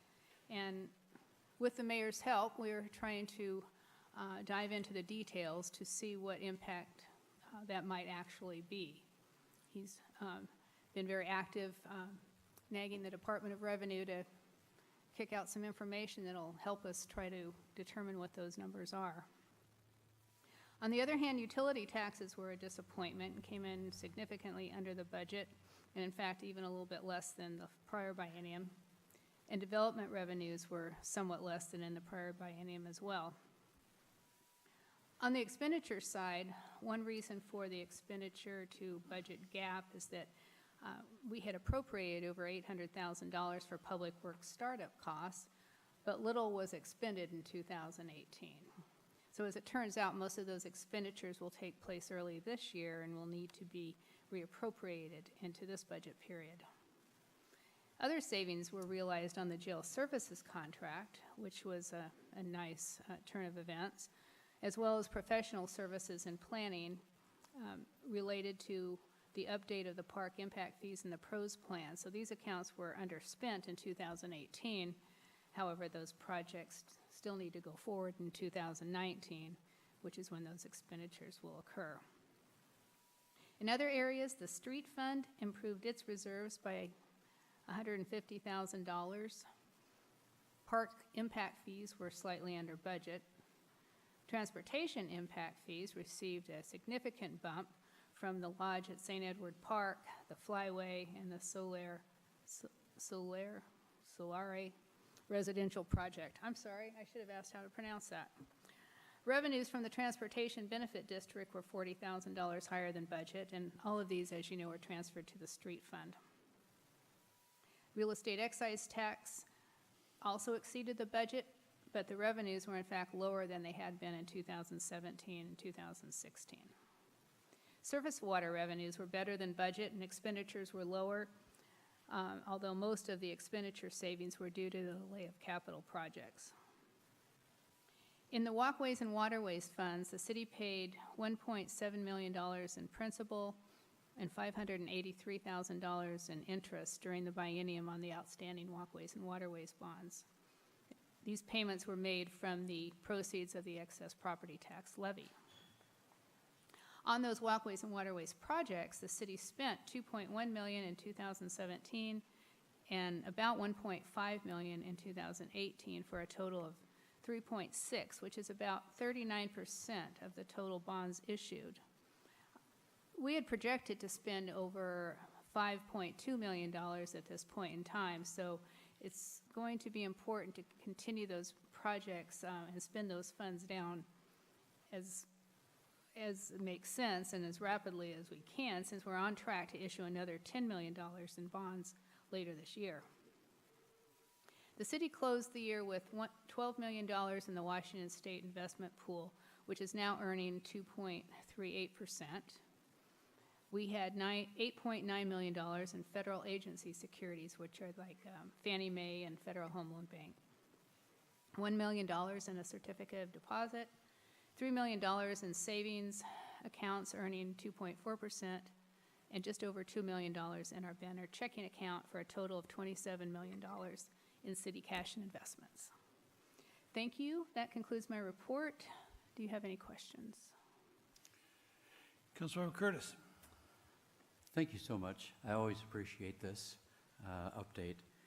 Of the extra approximately $1.3 million where we will have a benefit of expenses, income minus expenses, some sounds like it's for delayed projects. Yes. What will be the net actual money and where is it going to go? I expect that the net will be about $600,000, $500,000 to $600,000. And I think that the council may want to consider putting that in the Strategic Opportunities Fund, which is one of the things we've talked about in the past. But when we determine the final ending fund balance for the general fund, we try to maintain a $2.5 million reserve approximately. So excess funds could be put in strategic opportunities or could be used for one-time expenses.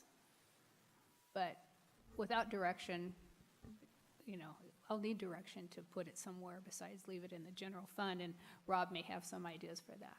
Okay, thank you. I've already spent it 3 times. No. No, yeah, so a few years ago you had a $5 million fund balance in your general fund. That was about 50% of your annual operating revenues, which is quite higher than is the standard for sure. And so I think it was 2013, the council decided to create the Strategic Opportunities Fund and take half of that 5 million and put it over into strategic opportunities.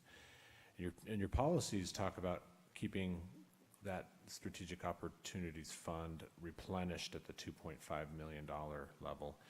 And generally, we've been able to do that. You've tapped into strategic opportunities, but then what happens is the budget turns out a little better than we thought, and we're able to take that improved budget and replenish the Strategic Ops Fund. And you've also been able to keep your general fund balance well above the 2.5 million. So our cash reserves have continue to be healthy even after you split off the Strategic Opportunities Fund.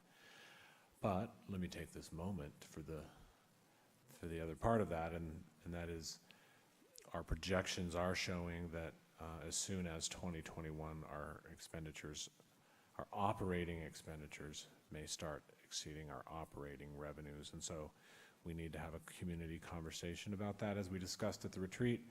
And we're going to have a couple cities that have been through similar exercises come and talk to us, including Kurt Triplett, city manager of Kirkland, is coming to talk to you on April 22nd. I'm trying to nail down a date when City of Shoreline can come and talk to you. They have a financial sustainability plan that they adopted in 2014, and they are implementing it. They're following it to a T. And so I'm trying to get them scheduled to come and talk to you. And then I'm also trying to get one more kind of city more our size, that's more residential like us, to come and talk, that is also successfully navigated through this. And I'm having a hard time finding one that has. So, because these smaller residential cities like us, these are more difficult to deal with this problem, given how residential we are and how we lack the commercial that other cities like Kirkland have. So. All right, I've got a quick question for you. On the TBD, I noticed there's positive blips. Looks like June, July, August. Why are the revenues higher those months than the rest of the months? Is that just a fluke? Maybe that's when people buy cars? I don't know, I'm just noticing this on this graph. It's like up and down and up and down, but all the ups happen to be in I'm the sorry, summertime. I don't know. I can see if that's a common phenomena. Nope, just curiosity. They buy their Okay. cars and register them at that time. I don't know. Some types of sales are cyclical. Maybe that's one of them. All right, any other questions? So, Chair will entertain a motion to adopt the financial report. Is there a motion?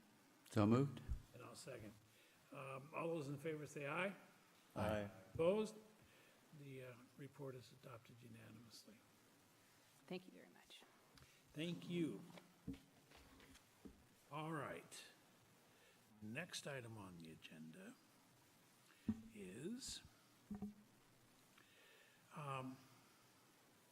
we've sort of got this flipped. Is there a reason it's flipped? We usually have a staff report We were just first. trying to shake things up a little. But I caught it. Good catch. You want me to go first? Yeah. So we have the business open house that the city sponsors here at City Hall on April 4th, starting at 5:30.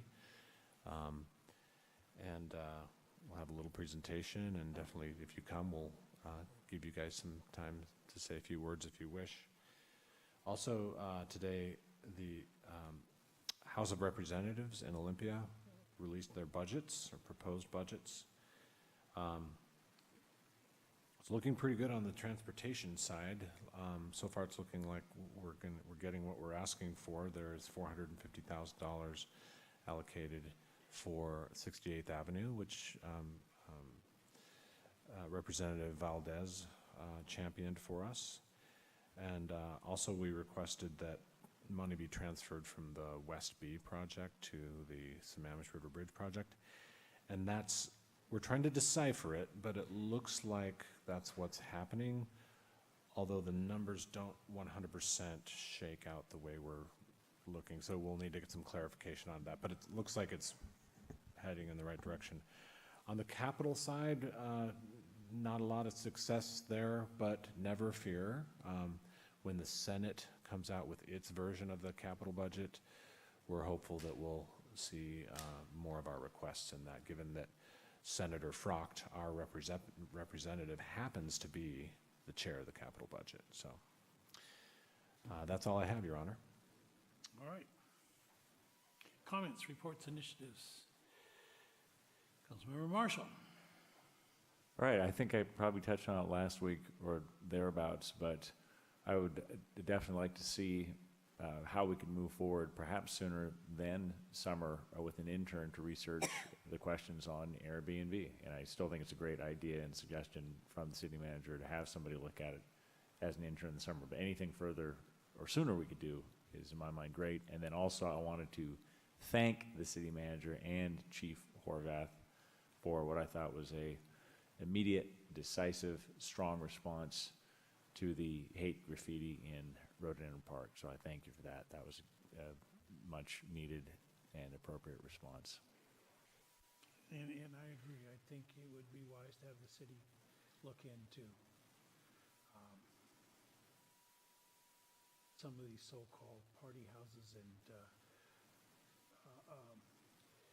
rental units. The owner is not in the immediate vicinity or on site. So is there anybody not in favor of having staff look at it? Councilmember Curtis. So at this point, is there more than one location? That's one question. And the reason is staff time is limited. So this is not, I don't think it's going to be real straightforward and simple. So I think it's going to be a bit complex, both in staff time and council time, and to take away from other things just suddenly with when we've talked at the retreat about how everybody's, timelines were for what they're going to be doing the whole year, and say, we're going to throw something in your plan. Now, if there's more than one, then maybe we do need to take more action. But if there's one, then I think we should just do it in the timeline that our city manager has recommended. Yeah, I tend to agree with Councilmember Curtis. I heard what the neighbors had to say, and I feel terrible for them. I think we should be doing everything we can within the code enforcement and law enforcement side of things to address what's going on over there on a pretty regular basis with whatever tools we already have. But this, I know it sounds like a really easy fix to just take Kirkland's code or something, but I've seen these Airbnb discussions go on in other cities, and it is not, maybe it's not as big as the mobile home discussion, but it is a serious lift for everybody involved, and it's more complex than I think people make it out to be. And if we were to do this would be one of the major work items for a year. This isn't just something we do in the summer with an intern. This is something that would take up a good chunk of intern and staff time, and probably planning commission time, and then council time. And I think it's probably something that we should get to at some point. I don't know if that's something that if we just hit the brakes right now and toss it into the mix because of one house, and I don't mean to minimize what anybody's having to go through because of that one house, but I think we probably have tools in our toolbox that we could use if we wanted to address that house if we needed to. So I can't say I'm really in favor of changing direction right now and making this our top priority. As we get more and more investment in housing with non-attendant owners, I get concerned. And we do have time built in. We purposely leave time built in for things that might arise during the course of the year. So I don't feel that we're throwing that much on. But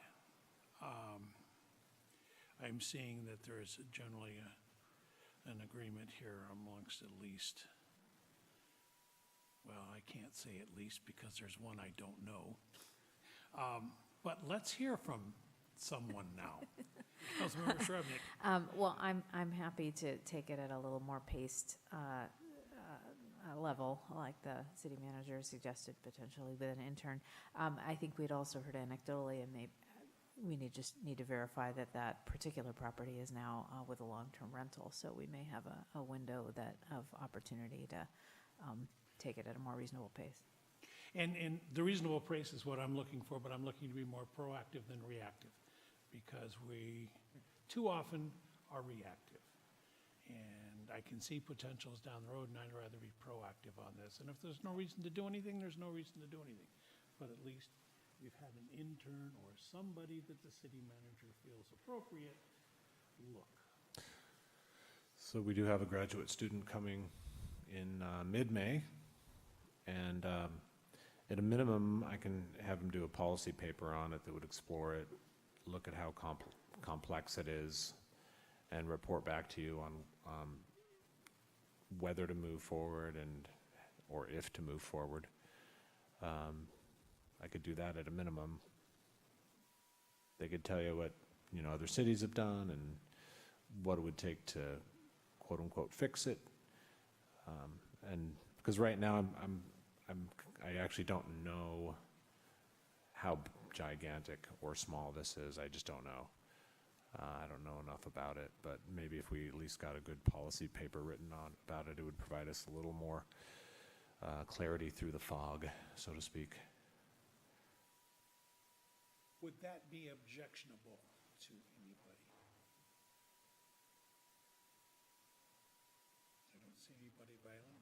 No, I won't say I object to have a graduate intern. I just worry that then sets us up to feel pressure to then act before they go back to school or something like that. And I don't want that expectation set with this in particular, because I honestly think this is going to be a bigger thing for us to chew than we think.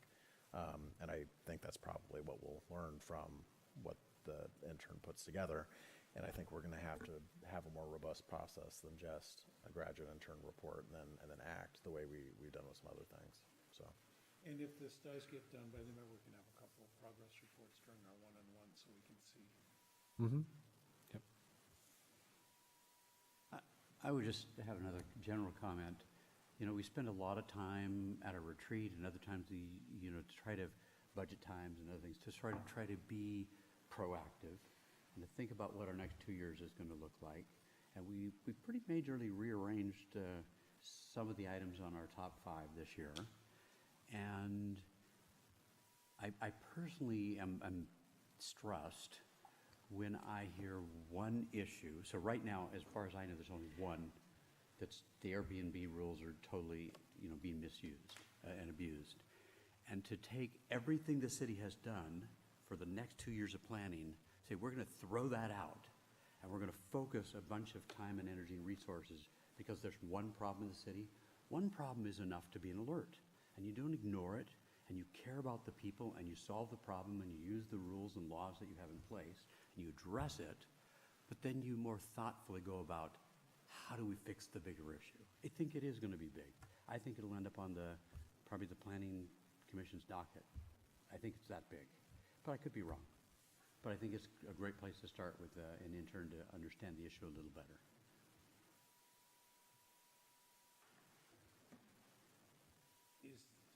This is the last thing I think any of us wants to do is put a bunch of more time on staff, because right now they're very busy doing what we've asked them to do in January, which I agree with. But we've always built time into the budget for things that do come up. But is this, having an intern look into this, is this going to cause any honest opinion here? No, we can have an intern do a policy paper on it for sure. Yep. So similar to, last May, you guys said, hey, let's do a plastic bag ordinance, and I happened to have an intern handy, and we did a plastic bag ordinance. I'm not saying it's going to be a plastic bag ordinance type of an issue, but we do have that flexibility and capacity. You can keep us informed as you go. Yeah, I am worried that this is not just a one and done thing. I am worried that more are coming. And yes, we have nuisance codes in place, but to attack that, to attack one violator with the tools that we have also takes a lot of resources and is a huge pain in the neck. I know it's only one house, but if there are more coming, I would like to be proactive and and have something in place so that we're not throwing all these enforcement resources at these individual houses, so. So I guess we are in agreement to look into this. Fine. Councilmember Curtis. Nothing to add. Councilmember Shrubnik. Well, a couple little things. Happy to report that I was selected to be on the Regional Complete Count Committee for the census, and thank you to Mayor Baker and our city manager for nudging me to put my name forward for that. That's with Sound Cities Association. And I also wonder whether we can look again at enforcement of our parking regulations. Per Todd Prince's email, I'm very aware of exactly this issue, and it's kind of a chronic issue. So it kind of feels like maybe something that we should have, at least, once every couple weeks, maybe revisit with our chief of police to figure out what the best periodicity is for looking at this. Deputy Mayor? Nothing to add. Mayor, may I add, actually? Absolutely. So I'm actually going to an affordable housing of today by Housing Development Consortium. Sounds like there's a meeting and kind of some show and tell this Friday. So I'm excited to be doing that. Great. I've been in Olympia a couple of times here in the past week. I was testifying on Senate Bill 5160, which has to do with affordable housing and tax relief for disabled vets and seniors. And the way it is right now, it's written, I believe, into the state constitution, $40,000 minimum income is the level where anything less than that, you get some relief on property tax, and it's scaled by percentage, down from 40,000. In reality, statewide, that's not a fair way to do it because housing prices and rents are different depending upon where you live in the state. So this bill is looking at adjusting it to median income of the county. So in other words, median income in King County is at 80,000, where median income over in Yakima may not be so high. So therefore, they scale it to a percentage of median income, and depending upon the percentage is indicative of how much of a break you'll get on property taxes. But here in King County, for every $100 a year the property taxes go up, there are a number of people who lose their houses because they're just on a fine edge. So I'm very happy to see the legislature is taking this up. And my understanding, who told me? Did you tell me, Nigel, that it's been wrapped into the budget? I saw something wrapped into one of the budgets that came out today. I couldn't tell you. There was a lot of paper flying around today. So Anyway, yes, I'm concerned about people becoming homeless in a number of different circumstances. So anyway, I don't have anything else other than that. And if there is nothing further to come before us, we're adjourned.